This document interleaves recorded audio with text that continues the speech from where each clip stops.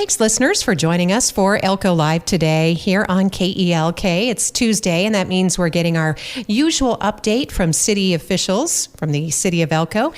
Between meetings, there was a regular meeting last week on Tuesday, March 26th. The next meeting is set for next Tuesday, April 9th. So in the interim, I'm so pleased to welcome Scott Wilkinson. He is our assistant city manager to the studio today. Scott, it's always a pleasure to sit across from you.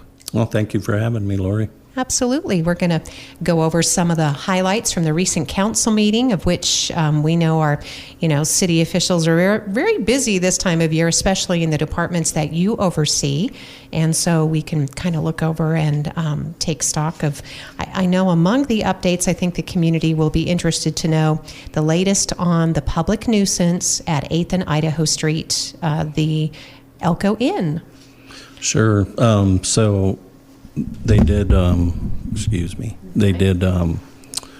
they did address the boarding up the facility requirement that the council had imposed on the property owners. And so we'll see how that works out. It's my understanding that they do have a licensed security firm, I believe out of Utah, that intends on getting licensed in the state of Nevada and then with the city to provide some licensed security for that facility. So we'll keep our fingers crossed and hope that, that things stay quiet over there and that, eventually they figure out how to bring this property back into some useful business purpose and, contribute to the community. Well, and that's obviously the goal, because that was such a beautiful property. I think it was called the Marquee Inn, something like it was. I believe so. Historically, way back when. Yeah, just a beautiful property, and now it's very concerning to the community, nearby property owners. Anytime there's chain link fence or a boarded up property, it just doesn't send the right message about our community. Yeah, and if you pay attention to the news, you have these circumstances, across the nation. And they usually do not turn out well for communities. You have, dilapidated properties that get taken over by squatters, and then the community has to address the fallout from that. And then I've read articles where then those people have destroyed a building beyond repair. And so, there's really no hope that something positive will come of that. And so we really don't want to see that, occur in Elko. And I believe that the city council has been, in front of that curve, so that we didn't see that, as an outcome here. But it was a distinct possibility not too long ago. Right. So what makes Elko different is that city staff, certainly Elko Police, working in concert with the city attorney's office, there is civil action that has been commenced against the out-of-state owners of the Ville 837. Michael Haney is working hard on that. Michael Hanley is working hard. Correct, yes. Mm-hmm. And that was per direction of the city council. So I'm not sure that we've had a filing with the court, but that is imminent. All right. So looking to see what progress is made. But in the meantime, security measures are in place or will soon be in place at the direction of the city council. Also quite a bit of discussion, Scott. We are going to see an increase in water rates, and it's part of a process of, say, the next 3 to 5 years. I think it's been discussed easing the entire community into water meters. Yeah, and I think of course, this has been an issue, I think, that's been talked internally or discussed internally for years, really. But it's good to see the city council take some action. And, a lot of this will be driven by the state in the end. We have to conserve water. Meters are the way to go to ensure that you're conserving water. And then it's an equitable way to treat users. So you pay for what you use. And, a large portion of our community is not on meters. And so I think we have a pretty good preliminary plan in front of, the city staff and the city council to, move forward and have the community, pretty much be on meters across the board. And it's a two-tiered approach, as the city manager talked about, Jan Baum, that, there will be an increase in some flat rates to offset, as you said, those metered users subsidizing others on the system. So I think, 20% beginning this summer? Correct. Yeah, that's the plan going forward. All right. So we'll obviously be talking more about that. We don't want any listeners to be surprised, but your water bill will be inching up somewhat. I think it's about $6 on average. Yeah, and I think, so as a percentage, it sounds like a big number, but really, Councilman Stone, and then you just brought it up, from a dollar and cents perspective, it's not a lot of money. So, and it has to be done. I think we really need to move that direction. Right, because among the issues that will be talked about too, the city needs to stay in the black, and our water and sewer funds they're not enterprise funds certainly, but they do need to be paid for by users. Otherwise we get upside down, and then we get reliant on the state and even the federal government. Yeah, and our water and sewer are enterprise funds. Oh, they are, thank you. Yeah, they are enterprise funds, so they need to be self-supporting. Yeah. And that's been a good track to be on, right, Scott? Because it is one of the accounts that is in the black? Well, so we've always had some issues with the water fund. We have some capital needs out there, so we need tanks, we need pipelines, we need wells.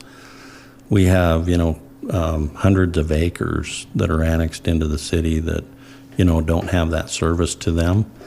And so, if you've looked at the water fund, we've really never been able to fund those type of projects in a timely manner, in my opinion. I'll throw that out there. And with this ARPA funding, I think it gave the city a much needed boost to really, clear that hurdle and get some of these infrastructure needs taken care of. So we're doing the Cattle Drive Phase 2 water project there. It took years to even just accomplish Phase 1 out there. And that water service, provides water to the last of 3 interchanges in Elko. So the other 2 are pretty much developed, as we all know. So there's a lot of potential on this 3rd interchange.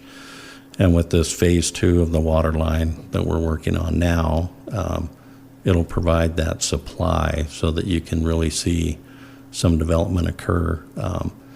But without Phase 1, we would not have Komatsu out there. So, the city's been able to, make some headway on those issues.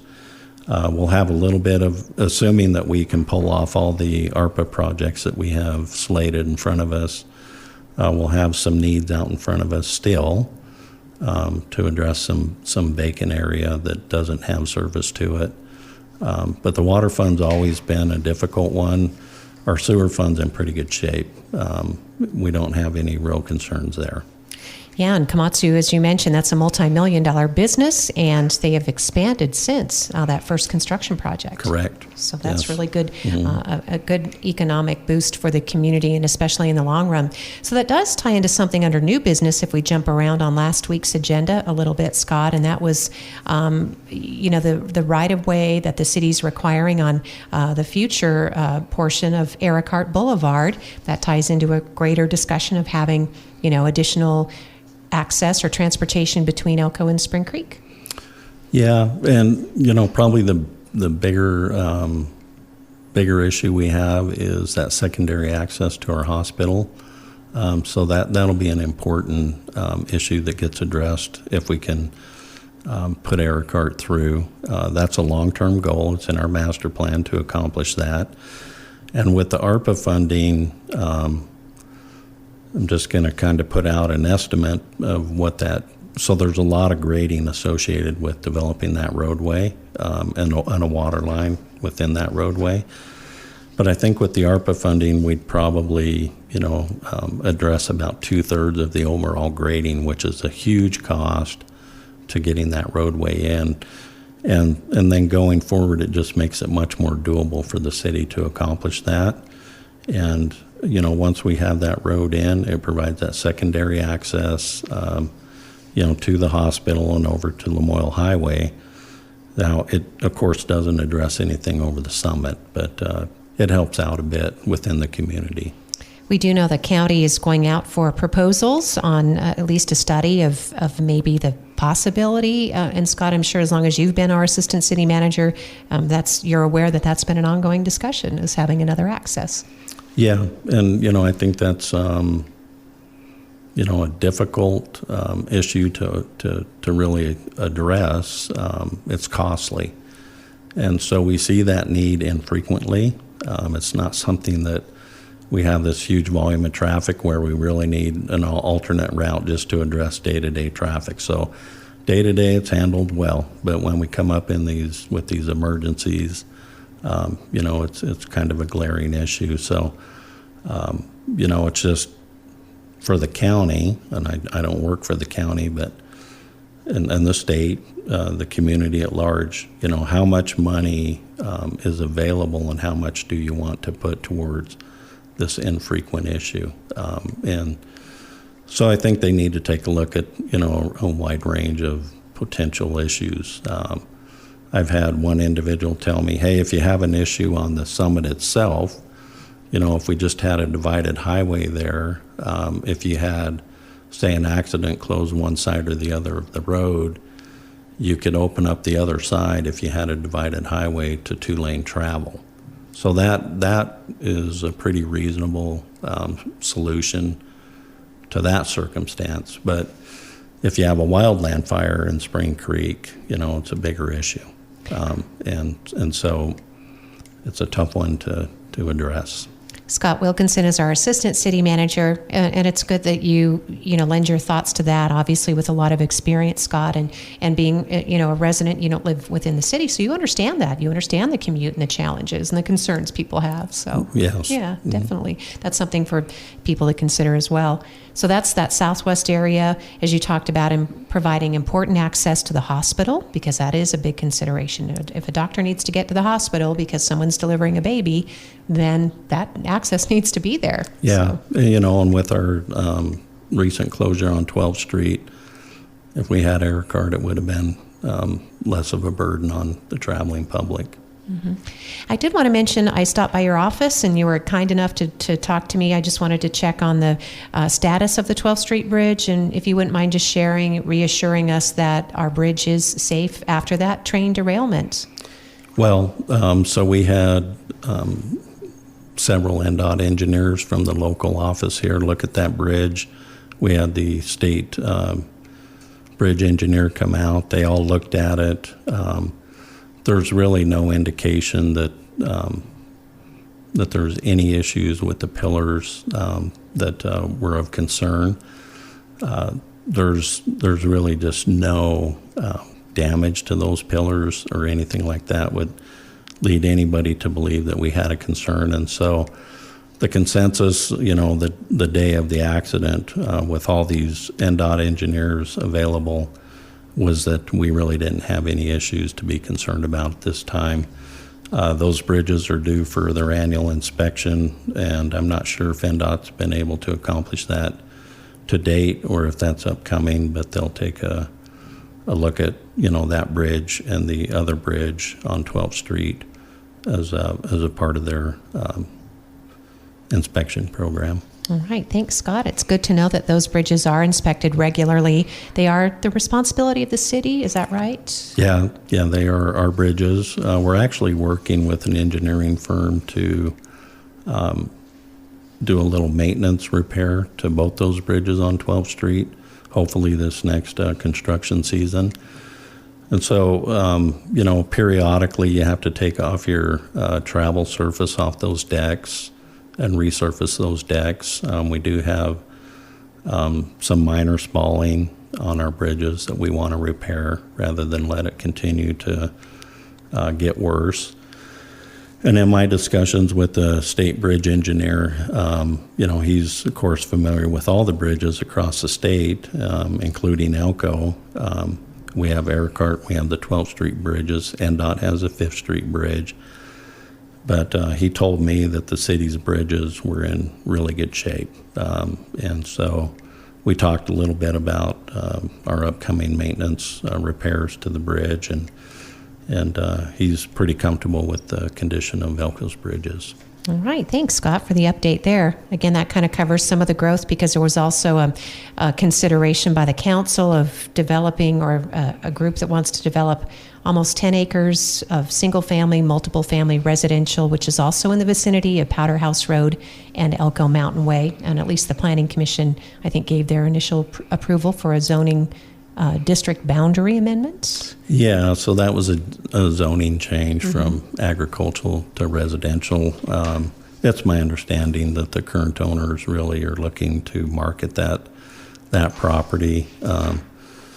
So it does not abut currently developed areas. There's a gap in infrastructure between developed areas and this property. So, that makes it a little more difficult to leapfrog out and deal with those gaps in infrastructure. And I don't see an actual proposed development going forward on that property really anytime soon. But to have the zoning correct for the proposed land use that's in our master plan is appropriate. Yeah, in fact, it's often the developers themselves that are working, and I don't want to suggest behind the scenes, other than their private business interest and prospects that people work on, but we see development in places like in the North 5th Street area. If you're like me and you drive over the hill and say, wow, where did all those houses come from, right? Right. You talked about Cattle Drive. That's in pretty decent shape. People use that all the time off of Mountain City Highway. Correct, yeah. So on Cattle Drive you're talking about? Exactly, so. Yeah, so Cattle Drive will ultimately be, a fully developed roadway that will connect exit 298 back up to Mountain City Highway. We do have an entire section of private ground that's closer to the freeway in that Komatsu area, then coming up towards Mountain City Highway that, could be developed today as things progress. And then the upper section is a section 18 up there that is annexed into the city, but it is owned by the federal government, BLM. And so we would like to see that property disposed of either through the city or directly to, private interests that could develop that area. But that area's, a big component of the long-term development within the city of Elko. And these are the kinds of master plans that the city obviously works on. You're a little lean in the city planning and zoning department right now, and I didn't know if you want to mention that because you do have some critical job openings in the city, Scott. Yeah, so our planning department's fully staffed, but within our development department, we have our civil engineer position is open. But that position not only helps on the development side, but on the utility side too. So we would like to fill that position. And then under that development department umbrella, we also are looking to fill an environmental coordinator position. That individual should start, I think, May 6th. So we're looking forward to that. And yeah, things are a little bit lean, and they have been for several months. But obviously the city's still, working in the direction. We hear about a lot of, exciting projects, things that developers do have planned and their progress is being made. Well, yeah, down on Silver Street, we have a large industrial, Sandvik is developing a large facility down there. So, yeah, there's a lot happening. Subdivisions continue to be developed. Buildings are continuing to be built on those lots, and so things are moving forward. We're talking with the Assistant City Manager, Scott Wilkinson. We were looking over the most recent agenda for last week's council meeting. And we do want to mention, because the budget is going to be, the tentative budget is likely to be approved on the April 9th agenda, right, Scott? Correct. That'll be presented for consideration and possible approval. Anything that jumped out? I know in covering it, there are always highlights. There'll be some insurance costs that the city will cover. That's a separate fund from the general fund, correct? Correct. And, we have, I think there's 2 contracts open right now that are being negotiated, OE3, Operator Engineer 3, and then the fire department. So those negotiations have the potential to impact that final budget as we move that forward. All right, so that'll be up for consideration on next week's agenda. And obviously in advance, we'll be talking with, I'm assuming Jan Baum she likes to come in on the council days, which is very cool. Correct. Yes. Yeah. Mm-hmm. I'm glad you guys share the show. We hear a lot of positive comments from people who appreciate hearing from various officials. It really does help to move those conversations along. The city council, you serve at the behest of the city council, but our council obviously relies heavily on the city staff, Scott, and I believe we have our city council is fully informed on the more important issues, but it's not their job to be involved in the day-to-day stuff at the city. So a lot of confidence and trust there in our city staff and moving forward. Let's see. I did want to jump. Oh, what's on your list? You have. I did want to talk a little bit about our Cleanup Green Up Day coming up on April 20th. So we'll be looking for that event to occur on the 20th from 8 a.m. to 11 a.m. We typically like to meet at the park about 7:30, the main city park, about 7:30 in the morning. Kind of give a little safety talk there to the volunteers that'll be out.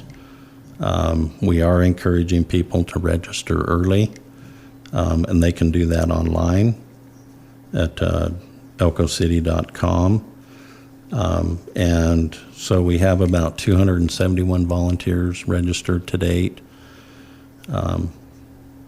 So we're looking for that number to increase. It usually does as things move along.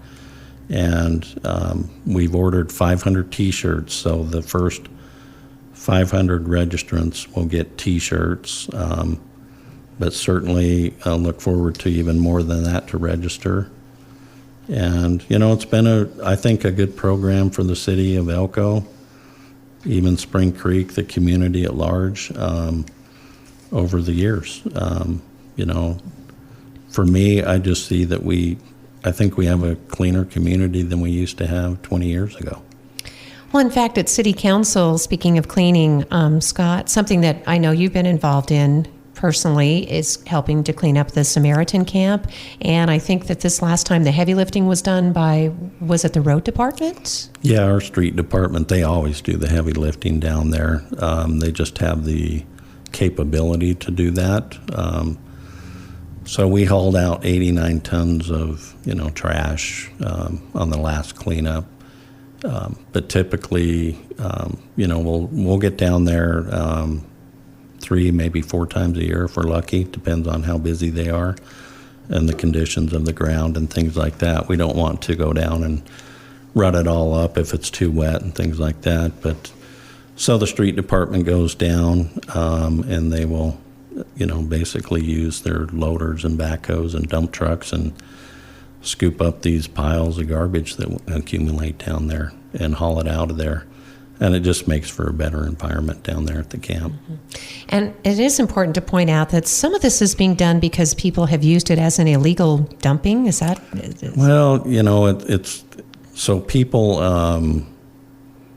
rather than go to the landfill, they will take, old tires that are not worth anything to anybody under the pretense of giving them to somebody down there, that doesn't even own a vehicle or something like that. So we see a lot of that.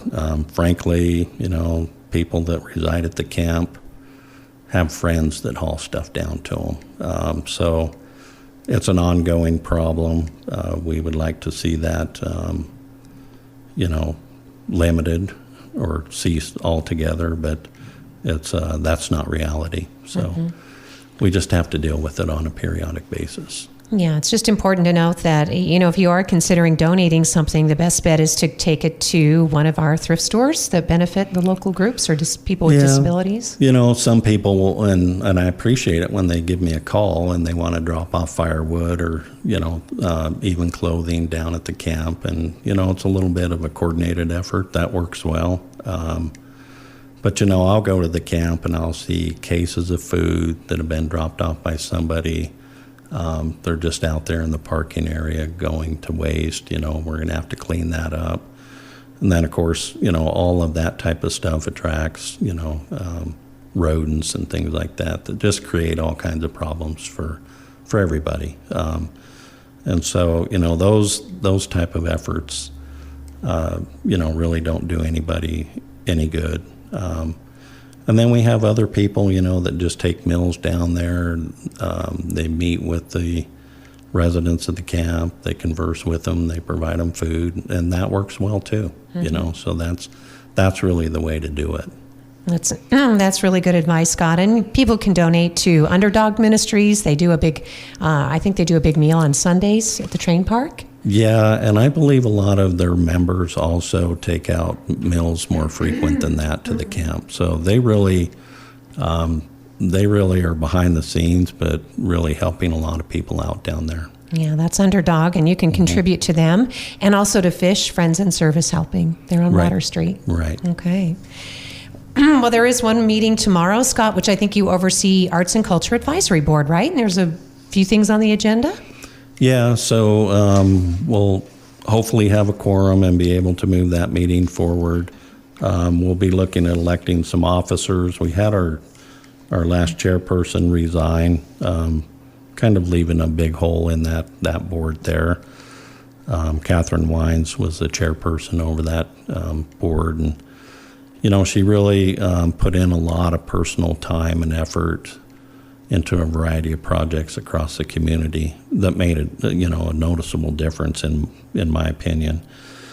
So we want to elect some officers, kind of reset that board.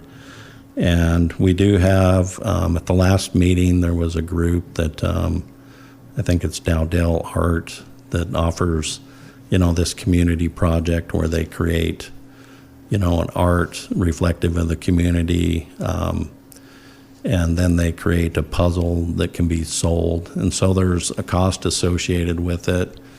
And then the idea is that the community can, then capitalize on maybe selling these puzzles that are reflective of the art piece to recoup that investment. And so that was presented to the City Council, and they recommended it be presented to the Arts and Culture Advisory Board. I've talked with city management, so the cost of this project is $150,000. The city doesn't have that type of funding available to even initiate and try to move this forward. So we'll see if the Arts and Culture Advisory Board has any ideas on that. Some of the other items are some legacy items that have been here, but one of them that we want to talk about is the Sesquicentennial Art Project. That's has a preliminary design. It's actually going to be located, on a hilltop over off Bullion Road. It's I can't remember the height of the letters, like 30 feet, but We the People type lettering that would be installed on that hill. And there again, we had Catherine kind of heading that up. She had some volunteer engineering services that were being put toward that project, and so we'll have to try to pick up where she left off and try to move that forward. And that's about it for that agenda. All right, Scott. And that one does require, I think it was about $400,000 for the We the People sign. Yeah, if I remember correctly, it's somewhere, it's expensive. It's a big project. And, there again, the community fundraising would be an important part of that effort. And we're coming up on the Sesquicentennial, so that'll be an important meeting tomorrow. That's Wednesday, April 3rd, 4:30, City Council Chambers for anyone interested in Arts and Culture Advisory Board. And welcome to Sharon Owen, who's the newest member of the board. Correct, yes. Yeah, so we're excited about that. Scott, thank you. Are there any issues or anything that you were working on you wanted to make sure? I know Clean Up Green Up was the big focus today too. So And I think that's about it for me. covers a lot. So when we get together next Tuesday, I was able to sit in on sort of a non-meeting of Parks and Rec because they didn't have a quorum, and it's unfortunate, but people get busy. It's spring break. There are just a lot of things going on, Scott. But boy, do we have some pickleball people in this community. They are super enthusiastic. I'd like to have them get behind anything because they're the group that wants to get it done. So Yeah, it seems to be the new thing nowadays. Yep. So pickleball is on the agenda, and we'll be talking more about it on this radio show. Museum expansion sounds super exciting, and I don't want to give too much of that away. And I think that the museum will gladly come on and start talking about what they plan to do, Scott. But that's pretty cool, too. Yeah, and we're looking at, there should be an agenda item on the next council meeting with regard to that. So we want to provide the opportunity for the museum to expand to meet its future needs. And so one of the issues that comes up with the museum expansion is our main park and the encumbrance on that, because we use some grant funding for improvements to the main park. So we have to work through that. And, you know, we did a couple expansions on that museum. The city's faced with, going through a conversion process to address those. So we did not work with the state and the federal government on those expansions. So we'll need to address that. But really going forward, as we address that issue, we want to make sure that we provide for the opportunity for even more future growth. Now, the area that they're proposing to expand in now, actually, we're fortunate that way back when we first applied for this grant, it's kind of a weird geometry, but we had this museum expansion shown on a map that really accommodates the proposed expansion. So we're in pretty good shape with regard to that, but we want to make sure that as we go through a conversion process here with the state and feds, that we accommodate that future growth for the museum. All right. So lots more to come on that, Scott. And it sounds like the Yes. city's working hard behind the scenes to get that accomplished. Yeah, it's complicated. Always is when you have the federal government involved, it seems like. Well, Scott, thanks for your diligence on that. And I know the museum board and the community appreciates it as well. It's just about making some improvements to something that's beloved in the community. So Yeah, the state, I've had conversations with the state, and they really feel strongly that, having the museum in a park setting is kind of an entire experience that somebody might have in the day. You can go to the museum, you can go to the park, and all that works well together. They're not incompatible, but there's rules and regulations to follow. Right. And let's not get too excited about using the word encumbrance. We do know that brought plans to put an event center on Kump Field and the other baseball field there to a screeching halt, but that was for an entirely different set of reasons from what we understand. Correct. Yeah, and we've had a lot of conversations with the state, and, this is something that can happen. So that's our intent, is to make it happen. Thanks, Scott. Assistant City Manager Scott Wilkinson, our guest here on Elko Live today on KELK.